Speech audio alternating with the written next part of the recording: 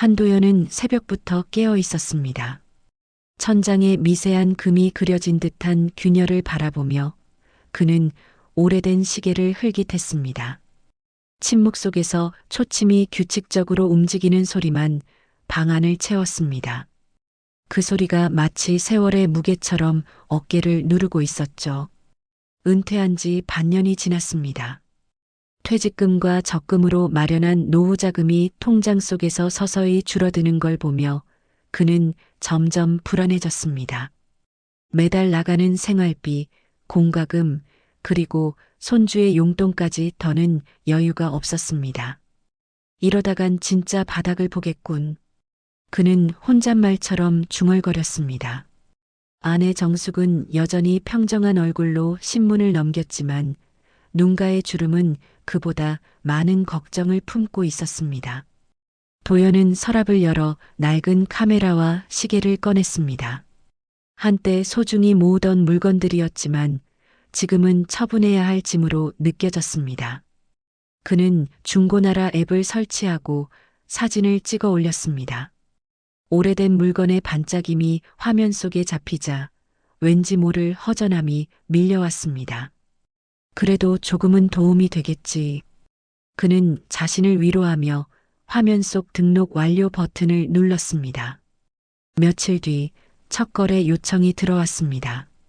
안녕하세요, 아버님. 카메라 관심 있습니다. 상대의 메시지는 공손했고 프로필 사진도 단정했습니다. 도연은 오랜만에 사회와 연결된 느낌이 들었습니다. 약속 장소는 근처 카페, 거래는 순조로웠습니다. 젊은 구매자는 물건을 확인하고 현금을 건넸습니다.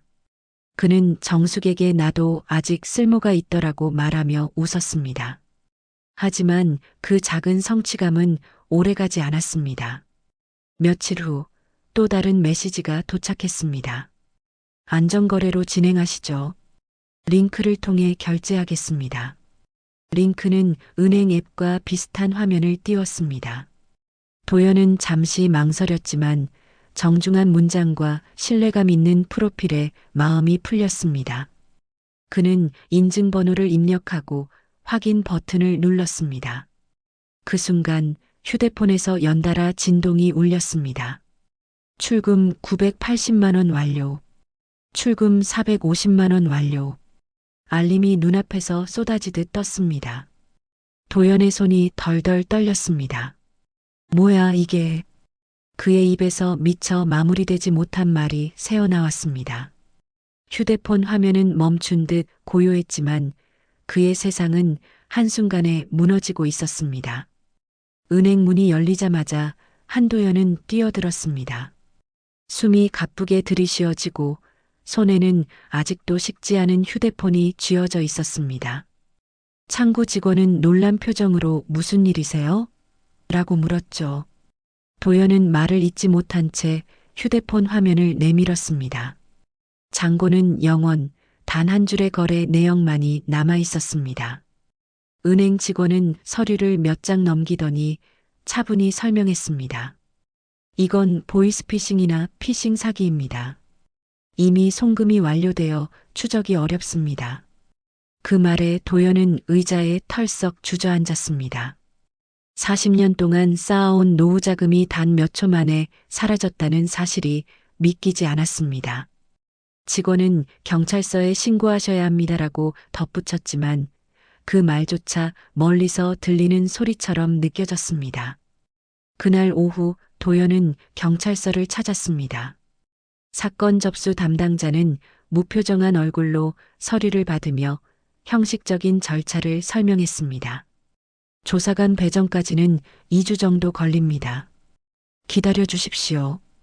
그는 도연의 눈을 피했고 종이 위 도장만 덜컥 찍었습니다. 사람 냄새 없는 그 사무실에서 도연은 완전히 홀로 남겨진 기분이었습니다. 집으로 돌아오자 아내 정숙이 문 앞에서 그를 기다리고 있었습니다. 그녀의 얼굴엔 불안과 분노가 뒤섞여 있었습니다. 당신 도대체 뭘 한 거예요? 정숙의 목소리는 떨렸고 도연은 아무 대답도 하지 못했습니다. 그 그저 손을 들어 보이며 다 잃었어라는 말만 겨우 내뱉었습니다. 정숙은 한동안 아무 말이 없었습니다. 그러다 눈가를 닦으며 낮게 중얼거렸습니다. 왜 그런 걸 믿었어요? 당신답지 않게. 그 말은 나무라기보다 절망에 가까운 탄식이었습니다. 두 사람은 서로를 바라보다가 끝내 아무 말 없이 등을 돌렸습니다. 밤이 깊어가도 도연은 잠들지 못했습니다. 휴대폰 알림창을 계속 확인했지만 되돌릴 방법은 없었습니다. 바람이 창문 사이로 스며들며 찬 기운을 퍼뜨렸습니다. 도연은 그 바람 속에서 자신의 삶이 서서히 식어가는 것을 느꼈습니다. 눈을 감았지만 머릿속엔 왜 나였을까라는 질문만 계속 맴돌았습니다. 며칠째 잠을 제대로 이루지 못한 한도연은 결국 결심했습니다. 누구도 도와주지 않는다면 스스로 범인을 찾아야 한다는 생각이 들었습니다. 그는 중고나라 피해 사례를 찾아 인터넷을 뒤졌습니다. 안전거래 링크 사기라는 제목의 글들이 수없이 쏟아졌습니다. 그 중엔 자신과 똑같은 피해자들의 사연도 있었습니다. 도연은 피해자들이 모여 만든 단체 채팅방에 들어갔습니다. 화면 속엔 분노와 절망, 체념이 뒤섞인 대화들이 이어지고 있었죠. 그중 한 닉네임이 눈에 들어왔습니다. JH 포렌식. 그는 과거 IT 보안 쪽에서 일했고 무료로 피해자 추적을 돕는다고 했습니다. 도연은 반신반의하면서도 그에게 조심스레 도움을 요청했습니다. 피해 경로를 알려주시면 추적해 보겠습니다. 장혁이라는 이름의 그 남자는 짧고 단호했습니다. 도연은 사건 당시의 캡처 화면, 거래 링크, 문자 내역을 모두 보냈습니다. 몇 시간 뒤 장혁에게서 답이 왔습니다. 이건 개인 범죄가 아닙니다. 조직적이에요. 그 한 문장이 도연의 머리를 세차게 울렸습니다. 장혁은 범인들이 사용하는 가상 서버 주소를 추적 중이라 했습니다. 도연은 그의 지시에 따라 은행 거래 기록과 통신 내역을 수집했습니다. 낯선 기술 용어들이 난무했지만 도연은 포기하지 않았습니다. 매일 저녁 커피 한 잔으로 버티며 노트북 앞에 앉았습니다. 그의 얼굴엔 피곤이 묻어났지만 눈빛만큼은 살아있었습니다. 며칠이 지나자 장혁은 새로운 정보를 전했습니다. 이 사기 조직 내부에서 금융 고객 정보를 빼내 쓰고 있습니다. 그 말에 도연의 심장이 빠르게 뛰기 시작했습니다. 그는 오래전 함께 근무했던 한 사람의 얼굴을 떠올렸습니다. 늘 부드럽게 웃던 전직 은행 동료 이상무. 한때 신뢰했지만 어딘가 불안했던 그 미소가 머릿속에서 선명히 되살아났습니다. 장혁의 조사는 점점 구체적인 윤곽을 드러내고 있었습니다. 그는 범인들의 서버 접속 기록을 역추적하며 한 개의 IP 주소를 찾아냈습니다. 그 주소는 서울 강남의 한 빌딩에서 출발한 것으로 확인됐습니다. 그 건물엔 은퇴자 자산관리 컨설팅이라는 사무실이 자리 잡고 있었습니다. 도연은 그 이름을 보는 순간 숨이 멎는 듯 했습니다. 간판 아래 붙은 이름, 대표 이상무. 그는 과거 도연이 은행에서 함께 근무하던 동료였습니다. 항상 웃는 얼굴로 고객을 대하던 신뢰의 상징 같은 사람이었죠. 하지만 지금 그는 노년층 대상 자산 컨설턴트라는 이름으로 또 다른 삶을 살고 있었습니다. 도연은 믿기지 않는 마음으로 며칠을 그 건물 앞에서 지켜봤습니다. 이상무의 사무실은 끊임없이 손님이 드나들었습니다. 대부분 60대 이상으로 보이는 사람들이었고 상담실에 들어간 뒤 웃으며 나오는 모습이 보였습니다. 그러나 그 웃음 뒤엔 어떤 진실이 숨어 있는지 아무도 몰랐습니다. 도연은 더는 기다릴 수 없다고 생각했습니다. 그는 직접 그 안으로 들어가 보기로 했습니다. 다음 날 도연은 정장을 꺼내 입고 서류 가방을 들었습니다. 투자 상담을 받으러 온 고객으로 가장한 채 접수대에 이름을 적었습니다. 이상무는 여전히 부드러운 말투로 그를 맞이했습니다. 반갑습니다. 안정적인 노후 설계에 관심이 많으시군요. 그의 목소리는 예전 그대로였지만 눈빛만은 낯설게 차가웠습니다. 사무실 안쪽에는 최신 컴퓨터와 모니터가 빽빽이 놓여 있었습니다. 도연은 상담 중 슬쩍 벽에 걸린 액자를 바라봤습니다. 그 안에는 수십 개의 계좌번호가 인쇄된 종이들이 빼곡히 들어 있었습니다. 장혁의 목소리가 이어폰을 통해 들려왔습니다. 지금 그 안에 메인 컴퓨터를 해킹 중입니다. 시간만 벌어주세요. 도연은 일부러 펜을 떨어뜨려 책상 아래로 몸을 숙였습니다. 그 사이 장혁의 해킹이 성공했다는 신호가 떴습니다. 피해자 명단 확보 완료. 그는 속으로 안도의 숨을 내쉬었지만 이상무의 시선이 이미 그를 향하고 있었습니다. 혹시 어디서 뵌 적 있지 않습니까? 그 순간 도연의 심장은 요동쳤습니다. 이상무는 도연이 자신을 의심하고 있음을 눈치챘습니다. 며칠 후 낯선 번호로 전화가 걸려왔습니다. 도연 씨, 투자 상담 다시 이어가시죠? 그 목소리는 차분했지만 어딘가 위협적인 냉기가 섞여 있었습니다. 전화를 끊은 도연은 그제야 사태가 단순하지 않다는 걸 깨달았습니다. 그날 밤 장혁에게 연락이 왔습니다. 이상무 쪽에서 당신 정보를 알아낸 것 같습니다. 가족도 조심하세요. 도연은 피가 식는 듯한 공포를 느꼈습니다. 그는 즉시 경찰에 재신고했지만 돌아온 답변은 추가 증거가 필요하다였습니다. 법은 여전히 느리고 세상은 냉담했습니다. 결국 도연은 스스로 움직이기로 결심했습니다. 장혁은 그에게 하나의 계획을 제안했습니다. 우리가 먼저 미끼를 던집시다. 당신이 직접 함정을 파는 겁니다. 그 말에 도연은 처음으로 희미한 불씨 같은 결의를 느꼈습니다. 그는 노트를 꺼내며 차근차근 작전을 세웠습니다. 며칠 후 인터넷 중고거래 게시판에 글이 올라갔습니다. 은퇴자금 5억 투자 희망자입니다. 안전한 파트너 구합니다. 글은 순식간에 퍼졌고 익숙한 문체의 메시지가 도착했습니다. 안전거래로 도와드리겠습니다.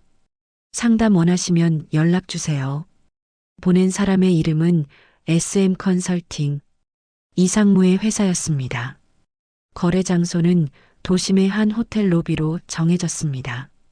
도연은 고의적으로 오래된 양복을 입고 낡은 서류 가방을 들었습니다. 장혁은 근처 카페에서 노트북으로 서버를 감시했습니다. 그들은 서로 이어폰으로 통신하며 작전의 마지막 단계를 준비했습니다. 도연은 거울 속 자신의 얼굴을 바라보았습니다. 한때 평범한 은퇴자였던 사내의 눈빛은 이제 복수를 품은 사냥꾼의 것이었습니다. 호텔 로비의 공기는 묘하게 무거웠습니다.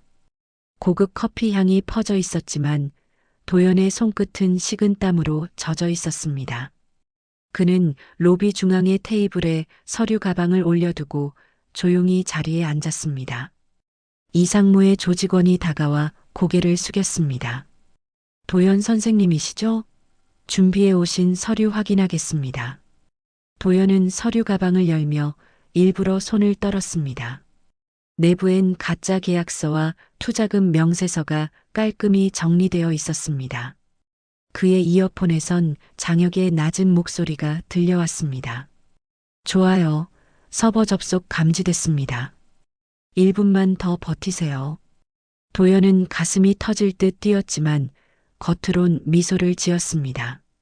이상무가 모습을 드러냈습니다. 양복 차림의 그는 여유로운 표정으로 걸어왔습니다. 역시 꼼꼼하시네요, 도연 씨. 이런 고객을 기다렸습니다. 그는 가방 속 서류를 훑어보며 노트북을 열었습니다. 그 순간 장혁의 노트북 화면에 실시간 데이터가 쏟아지기 시작했습니다. 도연은 암호 입력을 일부러 틀리며 시간을 끌었습니다. 이상무의 이마엔 미세한 불쾌감이 번졌습니다. 긴장하셨나 봅니다. 천천히 하시죠. 그 말이 끝나기도 전에 장혁이 속삭였습니다. 됐어요. 계좌 추적 완료. 경찰팀에 신호 보냈습니다. 로비의 공기는 급격히 변했습니다. 복도 끝에서 무전기 소리가 들리며 검은 조끼를 입은 형사들이 들어왔습니다. 이상무는 상황을 파악하자마자 노트북을 덮고 뛰쳐나갔습니다. 도연은 그를 바라보며 천천히 일어났습니다. 이제 끝났습니다, 상무 씨. 그의 목소리는 낮고 단단했습니다. 호텔 정문 앞에서 경찰이 이상무를 제압했습니다. 사무실의 컴퓨터와 장부, 피해자 명단이 모두 확보되었습니다. 수십 명의 노년층 피해자가 기록된 리스트가 공개되자 기자들이 몰려들었습니다. 카메라 플래시가 터질 때마다 도연은 눈을 피했습니다. 그의 싸움은 세상 앞에 드러났지만 그가 바란 건 오직 한 가지였습니다. 잃었던 자신의 존엄을 되찾는 것, 그것뿐이었습니다. 며칠 후 사건은 전국 뉴스의 헤드라인을 장식했습니다. 노년층 금융사기 조직 검거, 은퇴자, 피해액 수십억 원 회수 세상이 떠들썩했습니다. 하지만 한도연은 조용히 아파트 단지 벤치에 앉아 있었습니다. 그의 표정엔 화려한 승리감 대신 깊은 피로와 안도가 섞여 있었습니다. 휴대폰 속엔 경찰서에서 보내온 문자 한 통이 남아 있었습니다. 피해금 일부 환급 예정. 수고하셨습니다. 도연은 천천히 집으로 돌아갔습니다. 식탁 위엔 따뜻한 된장찌개 냄새가 풍기고 있었습니다. 아내 정숙이 조용히 고개를 들며 그를 맞이했습니다. 이제 좀 마음이 놓이네요. 그녀의 말투엔 오래 묵은 원망 대신 다정한 숨결이 묻어 있었습니다. 도연은 수저를 들며 웃었습니다. 당신 덕분이에요. 아니었으면 중간에 포기했을 거예요. 정숙은 고개를 저으며 국을 퍼주었습니다. 이제 돈보다 건강이 먼저예요. 우리 다시 평범하게 살아요. 두 사람은 잠시 말없이 식사를 이어갔습니다. 뜨거운 밥 한 숟가락이 유난히 고맙게 느껴졌습니다. 며칠 후 도연은 피해자 모임의 강연자로 초청받았습니다. 강당에는 백발의 노인들이 삼삼오오 모여 있었습니다. 그는 단상에 올라 조용히 마이크를 잡았습니다. 저도 처음엔 세상이 저를 버린 줄 알았습니다. 하지만 아직 늦지 않았습니다. 그의 목소리는 떨렸지만 그 떨림 안에는 진심이 담겨 있었습니다. 강연이 끝나자 참석자들이 박수를 보냈습니다. 한 노신사가 다가와 손을 꼭 잡았습니다. 덕분에 용기를 얻었습니다. 고맙습니다. 도연은 미소를 지으며 답했습니다. 저도 같은 길을 걸어왔습니다. 이제 우리 함께 걸어가면 됩니다. 그날의 박수 소리는 그의 가슴 속에서 오래도록 메아리 쳤습니다. 가을바람이 서늘하게 스며드는 오후였습니다. 한도연은 거실 창가에 앉아 노트북을 열었습니다. 중고나라 앱의 알림창엔 판매자 후기가 몇 개 떠 있었습니다. 아저씨 덕분에 사기 안 당했어요. 조언 감사합니다. 짧은 문장들이었지만 그 안엔 진심이 느껴졌습니다. 그는 조용히 미소 지으며 댓글 하나하나를 읽었습니다. 이제 이곳은 단순한 거래의 공간이 아니었습니다. 누군가에게는 두려움을 덜어주는 작은 보호막이 되었고 도연에게는 다시 세상과 연결되는 다리가 되어 주었습니다. 책상 위에는 경찰서에서 받은 사기 예방 공로패가 놓여 있었습니다. 잠시 후 영상통화 알림이 울렸습니다. 화면 속 장혁이 웃으며 인사했습니다. 이제 정말 은퇴하셔도 되겠네요, 도연 씨. 도연은 차를 한 모금 마시며 고개를 저었습니다. 아니요, 이제 진짜 시작이죠. 그는 노트북을 덮고 일어섰습니다. 거실을 채운 오후 햇살이 그의 얼굴을 비쳤습니다. 오래된 시계의 초침이 천천히 움직이며 새로운 시간을 알렸습니다. 창문 밖 가을 하늘은 높고 맑았습니다. 도연은 창가에 서서 조용히 속삭였습니다. 이제 다시 살아볼 시간입니다.